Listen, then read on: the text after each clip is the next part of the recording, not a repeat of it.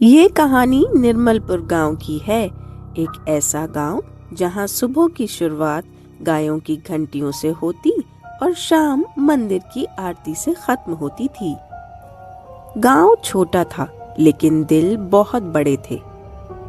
लोग एक दूसरे को नाम से नहीं बल्कि रिश्तों से पहचानते थे। लेकिन इस गांव में एक जगह ऐसी थी जिसका नाम लेते ही हर किसी का चेहरा उतर जाता था, और वो जगह थी काली बावड़ी। काली बावड़ी गांव के बाहर घने पीपल और बरगद के पेड़ों के बीच थी। दिन के समय भी वहां एक अजीब सी ठंडक रहती थी और रात होते ही वहां से आवाजें आने लगती थीं। आवाजें जैसे कभी किसी के रोने की, किसी बच्चे के हंसने की और कभी पायल की। गांव के बुजुर्ग कहा करते थे, वो बावड़ी नहीं है, किसी माँ की कैद है। एक शाम मोहन और अर्जुन खेतों से लौट रहे थे। अंधेरा तेजी से फैल रहा था, आसमान पर बादल गिर चुके थे। मोहन ने कहा, अर्जुन जल्दी चल, आज रास्ता अच्छा नहीं लग रहा है। अर्जुन बोला, अगर हम बावड़ी वाला रास्ता ले लें तो आधे घंटे तक पहुंच जाएंगे। ये सुनते ही मोहन का मानो चेहरा उतर गया। उसने मना किया लेकिन अर्जुन नहीं माना। जैसे ही दोनों बावड़ी के पास पहुंचे, हवा अचानक ठंडी हो गई। पेड़ों की पत्तियां बिना हवा के हिलने लगीं। तभी छप छप छप ऐसी आवाज जैसे मानो कोई पानी पर चल रहा हो। मोहन और अर्जुन दोनों ही बावड़ी के मुंडेर पर पहुंचे और नीचे झांका। अंधेरे में एक औरत बैठी थी, लंबे खुले बाल, सफेद साड़ी और गोद में एक बच्चा पकड़े हुए।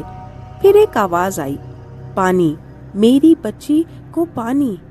मोहन और अर्जुन डर से चीख पड़े और बिना पीछे देखे गांव की ओर भागे।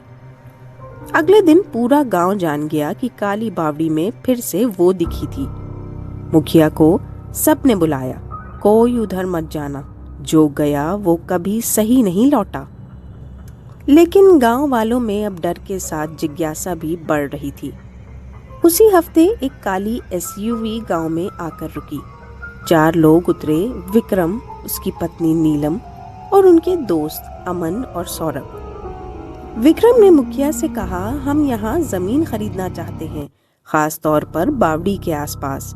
पूरा गांव सन्न रह गया। मुखिया बोले, बेटा वो जगह शापित है। विक्रम हंस पड़ा, ये सब कहानियां हैं चाचा, हम रिजॉर्ट बनाएंगे, बहुत पैसा आएगा गांव में।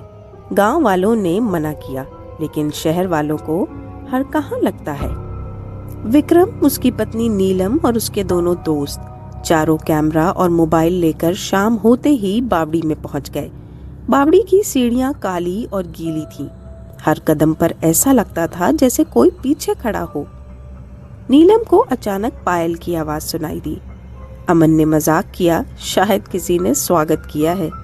तभी बावड़ी के पानी में हलचल होने लगी और धीरे धीरे पानी से एक औरत बाहर आने लगी।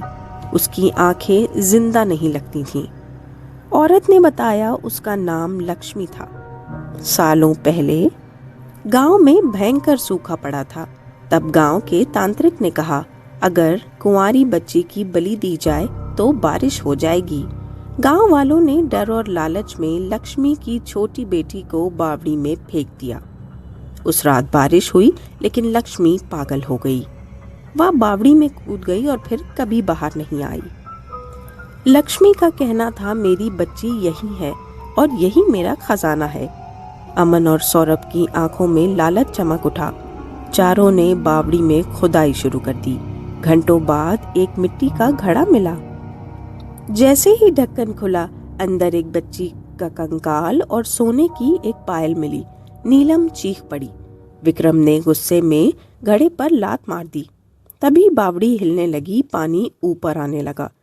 लक्ष्मी की आवाज गूंज उठी, जिसने मेरी बच्ची छीनी वो यहीं रहेगा, पानी दे। पानी से काले काले हाथ निकलने लगे। अमन और सौरभ चीखते हुए पानी में समा गए। सुबह गांव वाले पहुंचे तो देखा बावड़ी शांत थी। विक्रम और नीलम बेहोश पड़े थे। गांव वालों ने बच्ची का अंतिम संस्कार किया। आज वहां एक पत्थर की पटिका है। काली बावड़ी नहीं, एक माँ का दुख है।